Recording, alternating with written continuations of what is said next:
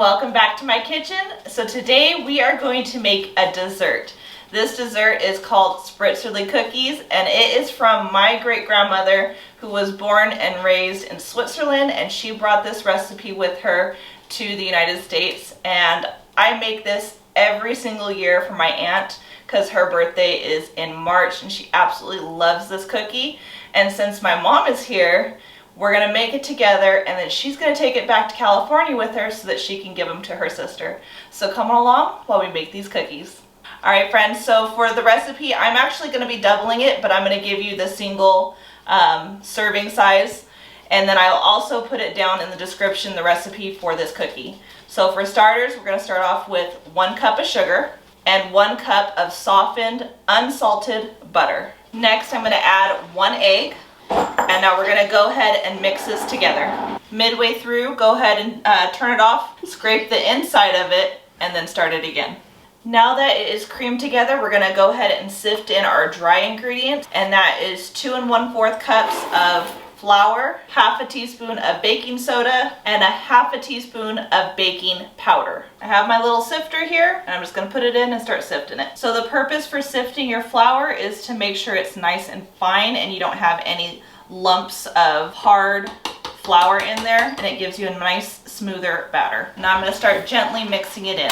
While you're sifting the flour in, go ahead and put your baking soda in at the same time so that way it mixes it up into the flour, and do your salt as well. All right, now we're gonna add 1 teaspoon of almond extract to your dough, and then go ahead and mix that in. All right, friends, once your mixture is all done, you're gonna get a piece of parchment paper, and you're gonna put your dough onto this, and you're gonna roll it into a little bit of a log, and then we're gonna store it in the refrigerator for 30 minutes just to get a little bit chilled, and then we're gonna go ahead and come back and cut it up into our cookies. Now we're gonna put them in the refrigerator for 20 to 30 minutes. All right, friends, so they have been sitting in the refrigerator and they're nice and cool. So the next thing you're gonna do is you're gonna get an egg yolk. I have 2 egg yolks because we're doing 2 different batches here. You're gonna get just a little bit of water and some powdered sugar. And we're gonna mix that together, and that's what's gonna go on top of your cookies once we cut them out. And this just kind of gives it like a crunchy / sweet flavor to it. And that's how I remember the cookies, and that's how my grandma cooked them. I don't know why they did that, but that's what they did. So we're gonna go ahead and do that right now. All right, friends, so I have my oven preheated to 400.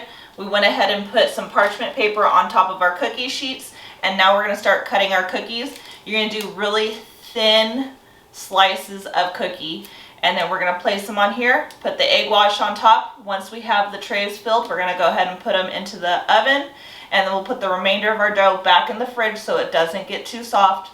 Once those have cooked, we'll take them out and repeat the process all over again. All right, so my mom is going ahead and she is putting that egg wash on the top of the cookies, and she's gonna go ahead and put hers into the oven, again, 400 degrees, and that is gonna be for 10 to 12 minutes until the cookies are brown around the edges. Light brown. All right, friends, we are all done. Our cookies are done, and that is 5 bags total once I put these into bags.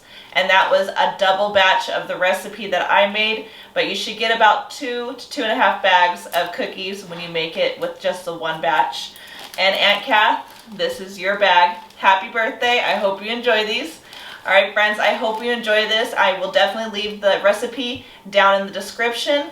Don't forget to like, subscribe, share with your friends and family. As always, I hope all is well, and have a blessed day.